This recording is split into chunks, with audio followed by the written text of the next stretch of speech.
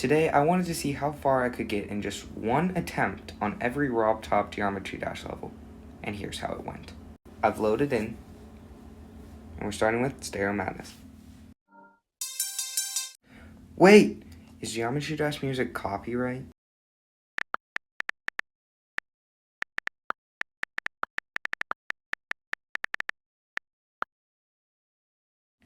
Oh.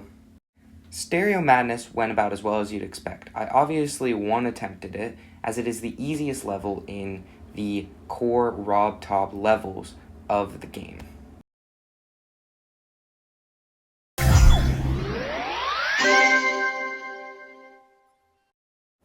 This is the percentage ranking of all the levels. Stereo Madness is number 1. Next up after Stereo Madness, we had Back on Track. This one went about the same as Stereo Madness. It's the same difficulty, and it's pretty much just as easy, if not a tiny bit more difficult with different jumpings and all that. I was able to make it to 100%, even though I almost failed a couple times, but overall it was a very easy and relaxed experience.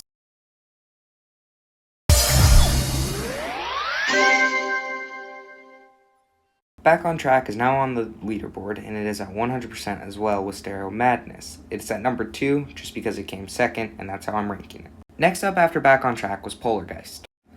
Polargeist went pretty well for about the first half of it, but then things took a downhill turn when I got to 49%, and my jumps and timings were all off, which inevitably led to an early death at 49%.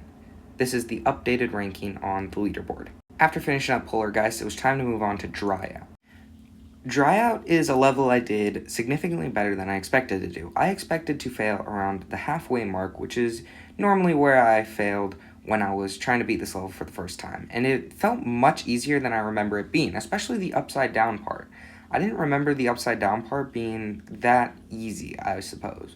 But unfortunately, my luck ran out around the 95% mark when I had an untimely death due to jumping too early on a triple spike jump. With Dryout now in the consideration for the rankings, this is the new leaderboard. After Dryout, it was time to move on to Base After Base. Base After Base is a fairly easy level, and I've beaten it before, and I probably could have beaten it again if it wasn't for around the 23% mark right after getting the first coin. I forgot to jump. With that big L taken on Base After Base, this is the new and now updated rankings on the leaderboard.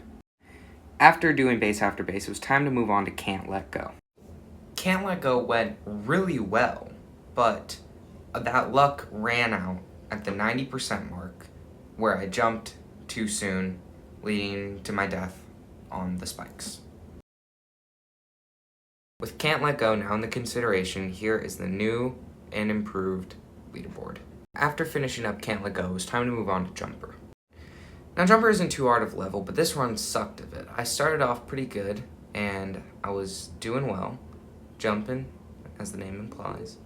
And then I get right around to the upside down part, and I've memorized this bit, I've beaten it a few times, but then right around the 18%, this was not a very strong showing for me, and it is currently ranked at very last on the board. Right after I finished up Jumper, it was time to move on to Time Machine. Now, I haven't even managed to beat this level in the first place, yet alone in one attempt.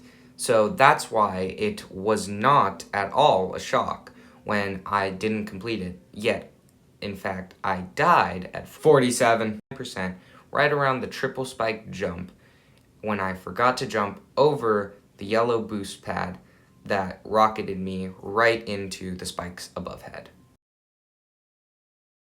With that loss on Time Machine and 47%, it now puts it at 6 in the overall rankings. With Time Machine cleared, it was now time to move on to Cycles. Cycles I actually just recently beat while waiting for graduation in a church to start. So instead of Cycles, I guess you could say it's D-Cycles.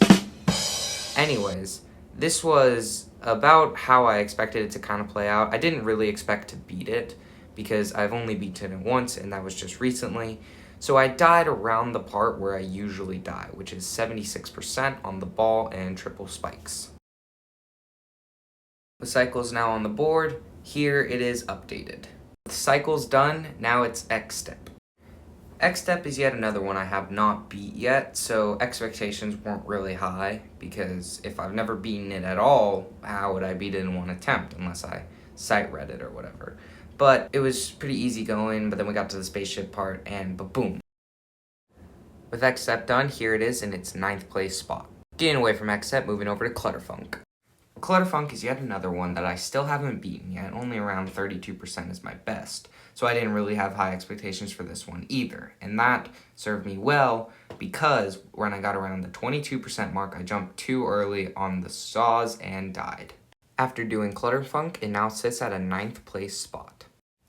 Now it's time to move on to Theory of Everything. Personally, I really like this level, and well, that wasn't a very strong showing on my part, only getting 1%. But you know what else is only 1%? The number of people who watch my videos and are subscribed to me. So hit that like, hype, comment, turn on notifications, and subscribe so you never miss an upload. Now back to Geometry Dash. Because of my terrible 1% on Theory of Everything, that puts Theory of Everything in 12th place. Now it's time for Electroman Adventures. Electroman Adventures is a level that I've been kind of trying to chip away at for the past few months, but like I kind of went over to cycles, I was hopping around, but I obviously went for the first coin on here because it's a very easy one, and I went through the spaceship flying section, and I didn't take the second coin, and I went through these saw blades, and I went through here, and no problem. This bit, pretty easy, jump, jump, and I go into the ball bit, and then up, down, up, down, up, down, all that jazz, and I hit all those, and I keep going, and I go down the staircase, and I keep going, and I keep going, and now I'm in the spaceship part, and with a poorly timed UFO jump, I die at 52%. With somewhat of a comeback from a terrible last one, this puts Electroman Adventures in its 5th place spot. Moving away from Electroman Adventures, we move over to Club Step. Club Step is a demon, and I've only ever beaten one demon, which is the Nightmare, which isn't really that hard, so I had no hope going into this I would beat it, and I'd die around 10%, and what do you know? With Club Step finished, its 9% puts it in 13th place overall. On to number 15, Burger King Foot Lettuce, Electrodynamics. Electrodynamics is one I also still haven't beaten yet. My best is about 33%. So I wasn't expecting to go into this and beat it in one attempt because I've seen gameplay of it, and it's a pretty difficult level. So I'm able to do this part. I have it like pretty much all memorized, muscle memory. This is a pretty fun part of it, I guess. And then around here is where it's a bit harder, the spaceship part, and that is where I failed at the 29% mark. After finishing Electrodynamics, it is now in 9th place with its 29%. Hexagon Force. You couldn't tell by my sigh, I don't really like this level. It's just got too many changes in it. Too many mode changes, too many direction changes or whatever, I guess. I don't like it. I don't enjoy it. I'm not very good at it. And you can see that I was pretty happy when I died here, at the 15% mark. After finishing up Hexagon Force, it gets a 14th place spot with its 15%. Sorry to anyone whose favorite level is Hexagon Force that I trashed it so much. Ooh, a good level, Blast Processing. I like Blast Processing. It's not too hard of a level, and it's actually pretty fun. I kind of like the wave bit, but that was ultimately my downfall, because when I got to the 18% mark, I was doing the wave, and I was trying to straight fly, and I waved right into a corner. After that 18%, Blast Processing gets 14th place, which I find funny that Hexagon Force gets immediately bumped down from its already low position. Now it's, oh boy, Theory of Everything 2. This is one I'm not particularly fond of because it is a pretty hard level with a lot of tapping, and I even had to slow the footage down to get in my whole spiel. Surprisingly though, I made it further than I did in normal Theory of Everything, but I hit that orb and died. Theory of Everything 2 takes Theory of Everything's 17th place spot with its 5%. Now on to Geometrical Dominator. This one was kind of rough. I died at 5% because I accidentally jumped over a yellow boost pad right there. This one was kind of a boring one where not much happened except death, so its 5% earns it an 18th place spot. Oh goody, deadlocked. Yeah. Deadlock's 1% gets it last place. Let's go, Finger Dash.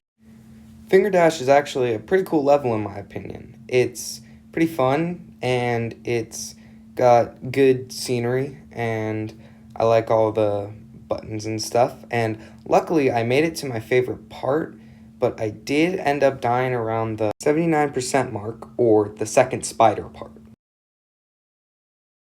With a solid 79%, Finger Dash cracks the way into the top 5, making it into 5th place. Last but certainly not least is Dash. Now, I will be the first to admit that I didn't do pretty well on Dash, but hey, give me a break. I've only beat it once, and I beat it pretty recently, but also still a little while ago. I made it to 12%, the place where I would always die when I was trying to beat it. Right there. In the end, Dash got a 17th place rating with its 12%.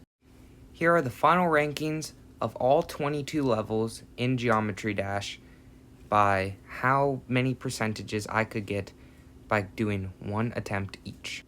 As a bonus, here was my favorite part from Finger Dash I was talking about. Thank you for watching all the way to the end of the video. If you liked it, will you please like? It helps me out. Thanks. Bye-bye now. Ooh-wee, ooh, will you please subscribe to me? It helps me out a ton. I would also enjoy it if you liked. And comment, it is fun.